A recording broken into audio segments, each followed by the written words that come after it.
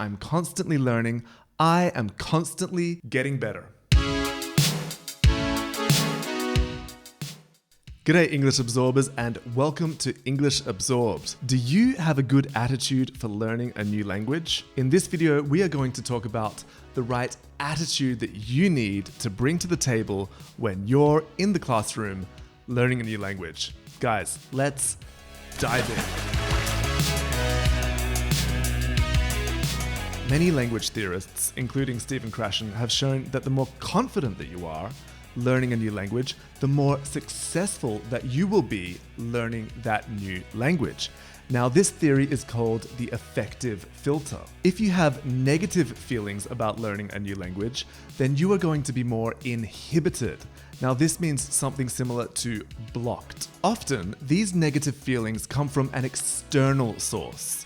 Someone who says something stupid about your ability in the language that you're learning, in English. This person could be a friend of yours, or it could be the bus driver. Now, you can't control what happens externally, but you can control how you feel internally about that. You just need to ignore it and keep saying to yourself, I am good at English, I'm constantly learning, I am constantly getting better.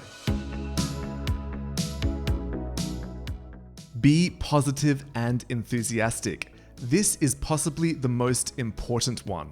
The best classes are obviously the classes where all of the students are being really positive and taking a huge interest in exactly what they're doing, whatever activity that is.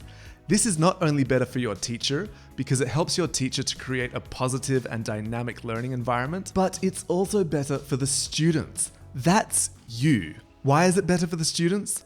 Well, because if you are going to class every day or every week, obviously you want to be in a happy environment where everybody is being enthusiastic. You probably don't want to be in a sad environment where everybody's like, this is stupid. No, what's next? I don't care about this anyway. Of course not.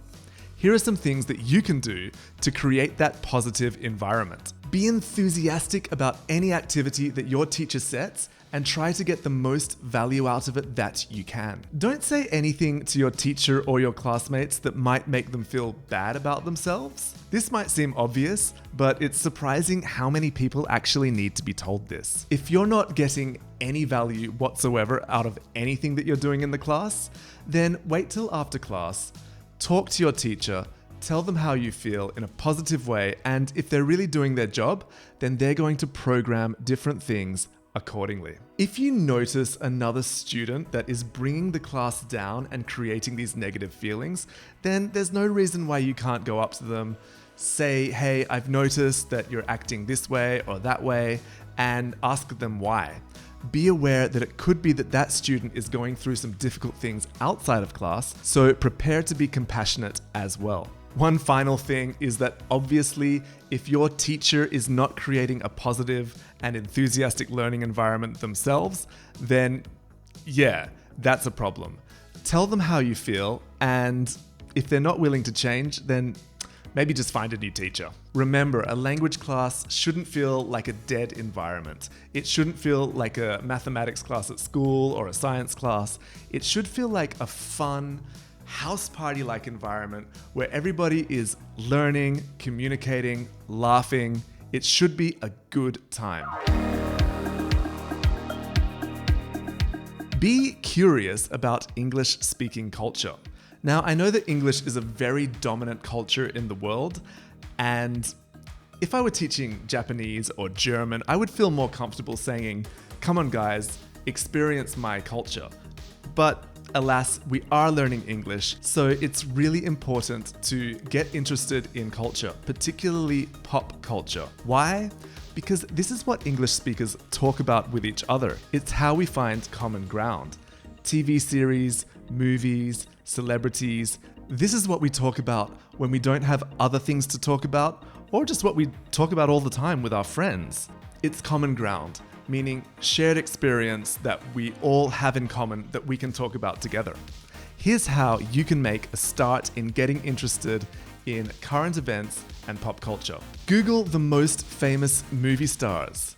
Look up their films and watch a few of them in English with English subtitles. Listen to podcasts about current events and pop culture.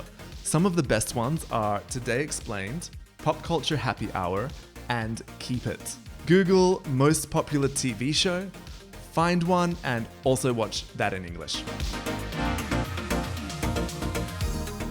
Connect with your fellow students. Language learning is about communication and making connections with people, a little bit like that other thing, life. So if you are in a class full of other people, whether that's online or in real life, then help them out.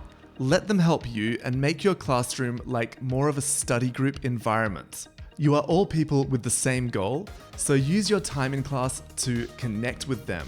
Don't look at your phone the whole time, texting other people who are not even in the room. And don't worry about the other person's errors or different accent negatively affecting your own. This is actually not a thing. In fact, if you're conscious of the other person's mistakes, it's probably going to make you a better language learner. This is your time to learn about other people, other cultures, and connect. Take advantage of it. Read and listen to as much as possible. This one I just have to include because it's always good to be reminded of this. You need to be reading and listening all the time. A lot of teachers think that learning a language is about memorizing and studying grammatical concepts. It's not at all. Language learning is about the unconscious connections between words and meaning that your brain automatically makes when you read and listen to correct English. When you read and listen to English, you are actually learning grammar because the grammar is implicit in the reading or in the listening of the correct speech. This is called acquisition or acquiring grammar, and it's far more powerful than learning. I hope that these tips have made you think about how you can be a better learner or how you can create a better learning environment as a student that is going to help you. Guys, remember to like and subscribe to this video. My name is Jesse, and I will see you in the next one.